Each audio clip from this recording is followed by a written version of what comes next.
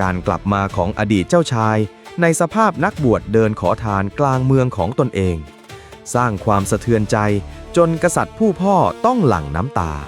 7 ปีแห่งการรอคอยที่แสนทรมานกำลังจะสิ้นสุดลงเมื่อมหาศาสดาต้องเผชิญหน้ากับครอบครัวที่พระองค์เคยทิ้งมากลางดึก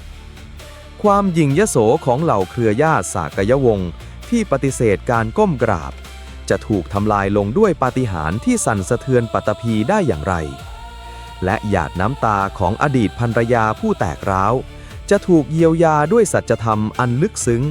จนยอมปล่อยวางสายใยรักได้หรือไม่มารับชมกันต่อกับเรื่องราวเสด็จนิวัตรกบิลพัสต์และน้ำตาของพิมพาข่าวการตรัสรู้และชื่อเสียงอันยิ่งใหญ่ของพระพุทธองค์แผ่ขยายกว้างไกลข้ามแคว้นจนไปถึงกำแพงเมืองกบิลพัสต์พระเจ้าสุทโธทนะผู้เป็นบิดาเฝ้ารอคอยด้วยหัวใจที่เปี่ยมไปด้วยความหวังว่าจะได้เห็นหน้าลูกชายอีกครั้งในบั้นปลายชีวิตกษัตริย์ชราส่งคณะทูตและทหารนับพันนายเดินทางไปทูลเชิญมหาศาสดากลับบ้านเกิดถึง9 ครั้งติดต่อกันแต่ทูตทั้ง9 คณะเมื่อได้ฟังธรรมก็ล้วนบรรลุเป็นพระอรหันต์ขอบวชและลืมภารกิจในการทูลเชิญเสียจนหมดสิ้นจนกระทั่งครั้งที่10พระองค์ตัดสินใจส่งกาลุทายีอำมาตย์คนสนิทซึ่งเป็นเพื่อนเล่นในวัยเด็กของพระพุทธเจ้าไปทำหน้าที่กาลุทายีเดินทางไปถึงเมืองราชคฤห์ได้รับฟังธรรมจนบรรลุอรหันต์และขอบวชเช่นเดียวกันกับทูตคณะก่อนหน้าแต่ด้วยความผูกพันในอดีตท่านจึงหาโอกาสกราบทูลเชิญพระบรมศาสดาให้เดินทางกลับไปโปรดพระบิดาและหมู่ญาติได้สำเร็จมหาศาสดารับคำเชิญและเตรียมนำกองทัพพระอรหันต์กว่า 20,000 รูป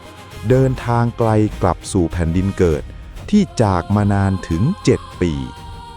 ระยะทางจากเมืองราชคฤห์ถึงกบิลพัสต์นั้นห่างไกลถึง60 โยชน์ต้องใช้เวลาเดินทางด้วยเท้าเปล่านานถึง2 เดือนเต็มเมื่อกองทัพธรรมนับหมื่นรูปมาถึงเขตเมืองแทนที่จะมุ่งหน้าเข้าสู่พระราชวังเพื่อรับการต้อนรับอย่างหรูหรามหาศาสดากลับอุ้มบาตรเดินนำหน้าเหล่าพระสงฆ์มุ่งหน้าเข้าสู่ถนนสายหลักเพื่อบิณฑบาตโปรดสัตว์ตามวิถีแห่งสมณภาพอดีตรัชทายาทผู้เคยสวมใส่อาภรณ์ทองคำบัดนี้ห่มผ้าสีฝาดเก่าคร่ำคราเดินขอทานจากชาวบ้านสร้างความตื่นตะลึงไปทั่วข่าวนี้ลอยไปเข้าหูพระเจ้าสุทโธทนะกษัตริย์ชรารีบควบม้าออกไปขวางทางด้วยความโกรธและรู้สึกอับอายจนแทบสิ้นสติพระบิดาตัดพ้อด้วยน้ำเสียงสั่นเครือว่าเหตุใดลูกจึงทำลายเกียรติยศของวงตระกูลด้วยการเดินขอทานเยี่ยงยาจกกลางเมืองพระพุทธองค์ตอบกลับอย่างนุ่มนวลว่าการเดินบิณฑบาตไม่ใช่ธรรมเนียมของกษัตริย์แต่เป็นธรรมเนียมของพุทธวงศ์ผู้เป็นบิดาอึ้งไปชั่วขณะเมื่อตระหนักว่าชายหนุ่มตรงหน้าไม่ใช่เจ้าชายสิทธัตถะคนเดิมอีกต่อไปแต่คือศาสดาของโลกหลังจากการเผชิญหน้าบนถนน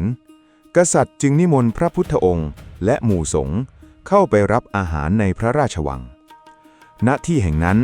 เหล่าเครือญาติสากยวงศ์ที่ขึ้นชื่อเรื่องความหยิ่งยโสในสายเลือดได้มารวมตัวกันเพื่อดูหน้าอดีตเจ้าชายแต่ด้วยความถือตัวว่าตนมีอายุมากกว่าพวกญาติผู้ใหญ่จึงตั้งใจยืนนิ่งกอดอกปฏิเสธที่จะก้มหัวกราบไหว้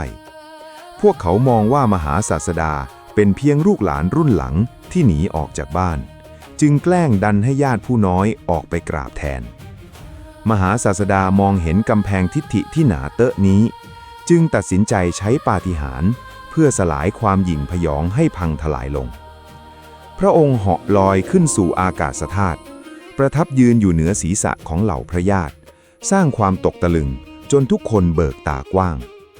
ทรงแสดงปาฏิหาริย์บันดาลให้ท่อน้ำและท่อไฟพุ่งออกมาจากร่างกายสลับกันไปมาอย่างน่าสะพรึงกลัวและงดงามอำนาจเหนือธรรมชาติที่สว่างไสวเต็มท้องฟ้าทำลายความเย่อหยิ่งของสากยวงศ์จนไม่มีใครกล้าพยองอีกต่อไปพระเจ้าสุทโธทนะเห็นดังนั้นจึงก้มลงกราบด้วยความศรัทธาทำให้หมู่ญาติทั้งหมดต้องรีบคุกเข่ากราบตามอย่างพร้อมเพรียง เมื่อความเย่อหยิ่งถูกทำลายลงจนหมดสิ้นบรรยากาศในท้องพระโรงจึงเต็มไปด้วยความเงียบสงบและเปิดรับพระพุทธองค์ประทับนั่งบนอาสนะที่จัดเตรียมไว้และเริ่มแสดงธรรมเทศนาที่สอดคล้องกับจริตของผู้เป็นบิดาส่งชี้ให้เห็นถึงความไม่เที่ยงของโลกธรรมและยศถาบรรดาศักดิ์ที่สุดท้ายก็ต้องเสื่อมสลายไปตามกาลเวลาสัจธรรมที่ลึกซึ้งและเยือกเย็นค่อยๆกระเทาะเปลือกความยึดติดในอำนาจกษัตริย์ของพระเจ้าสุดโททนะให้หลุดลอกออกจิตใจของกษัตริย์ชราที่เคยเต็มไปด้วยความผิดหวังและโกรธเคืองบัดนี้ถูกชะล้างด้วยสายน้ำแห่งปัญญาจนบริสุทธิ์ดวงตาเห็นธรรมบังเกิดขึ้นในเสี้ยววินาทีพระเจ้าสุดโททนะก้าวล่วงเข้าสู่กระแสแห่งความเป็นพระสูดาบันทรงละทิ้งความทุกข์ที่สะสมมาตลอดยาวนาน7 ปีและพบกับความสงบทางใจที่ไม่เคยมียศศักดิ์ใดมอบให้ได้กษัตริย์ผู้เคยมองหาลูกชายเพื่อสืบทอดบัลลังก์บัดนี้ได้พบกับศาสดาผู้มอบมรดกที่ยิ่งใหญ่กว่าแผ่นดินใดในโลกในขณะที่ทุกคนในวังต่างอิ่มเอิบกับรสพระธรรมมีเพียงสตรีผู้เดียวที่ยังคงขังตัวเองอยู่แต่ในห้องบรรทมพระนางพิมพาอดีตพระชายาผู้สูญเสียสามีไปอย่างกระทันหันปฏิเสธที่จะออกมารับเสด็จด้วยความน้อยใจที่ฝังรากลึกนางตั้งปณิธานว่าหากนางยังคงมีความดีเหลืออยู่บ้างขอให้พระสมณโคดมเดินมาหานางด้วยตัวเองพระพุทธองค์รับรู้ถึงความเจ็บปวดนั้นจึงชวนพระอัครสาวกทั้งสองเดินมุ่งหน้าตรงไปยังห้องบรรทมของอดีตภรรยามหาศาสดาสั่งห้ามไม่ให้ผู้ใดกีดขวางหรือห้ามปรามหากพระนางพิมพาจะเข้ามากอดรัดเท้าเพื่อระบายความเศร้าทันทีที่บานประตูเปิดออกร่างของสมณะผู้สง่างามก็ปรากฏขึ้นเบื้องหน้าหญิงสาวที่รอคอยมานานกว่า 2,500 วันพระนางพิมพามองเห็นอดีตสวามีในคราบนักบวชความเข้มแข็งที่พยายามสร้างมาตลอด7 ปีพังทลายลงในพริบตา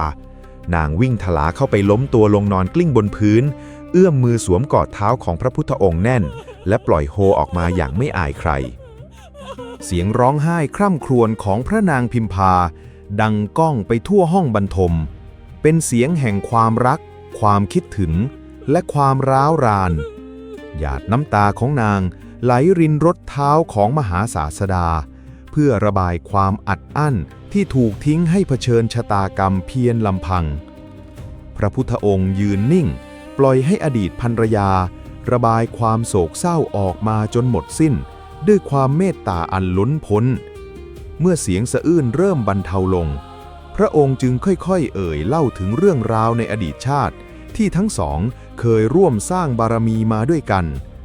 ทรงอธิบายว่าการเสียสละของนางในชาตินี้คือกุญแจดอกสำคัญที่ช่วยให้พระองค์ก้าวขึ้นสู่การเป็นผู้กอบกู้โลกได้สำเร็จสัจธรรมอันอ่อนโยนซึมซาบเข้าสู่จิตใจของพระนางพิมพาเสมือนน้ำทิพย์ที่ฉโลมรอยแผลให้สมานตัวอย่างน่าอัศจรรย์ความยึดติดในสายใยรักแบบหนุ่มสาวค่อยๆ คลายตัวออกแปรเปลี่ยนเป็นความศรัทธาอันบริสุทธิ์ต่อพระพุทธศาสนาพระนางพิมพาปาดน้ำตาค่อยๆ คลายมือออกและก้มกราบผู้รู้แจ้งด้วยหัวใจที่ปล่อยวางจากความทุกข์โดยสมบูรณ์การเผชิญหน้ากับครอบครัวในครั้งนี้ไม่ใช่การกลับมาทวงคืนอดีตแต่คือการกลับมาเพื่อตัดขาดโซ่ตรวนแห่งความผูกพันน้ำตาแห่งความน้อยใจได้ถูกเยียวยาด้วยสัจธรรมเปลี่ยนแปลงราชสำนักที่วุ่นวายให้กลายเป็นดินแดนแห่งการรู้แจ้งคำถามคือเมื่ออดีตภรรยายอมปล่อยวางสายใยรักไปแล้วลูกชายสายเลือดแท้ๆอย่างราหุลเล่าจะมีชะตากรรมเช่นไรเมื่อเด็กน้อยวิ่งตามทวงขุมทรัพย์มรดกจากผู้เป็นพ่อพระพุทธองค์จะมอบสิ่งใดให้แทนบัลลังก์กษัตริย์ที่ว่างเปล่าเตรียมพบกับตอนต่อไปมรดกที่ยิ่งใหญ่ที่สุดและการบวชสายเลือดเมื่อเจ้าชายตัวน้อยต้องกลายเป็นสามเณรรูปแรกของโลกและการสละราชสมบัติของเหล่าเชื้อพระวงศ์ที่จะสะเทือนทั้งแผ่นดินกดไลค์กดแชร์และกดติดตามเพื่อร่วมเป็นพยานในการส่งมอบมรดกที่ไม่มีวันสูญสลายห้ามพลาดเด็ดขาด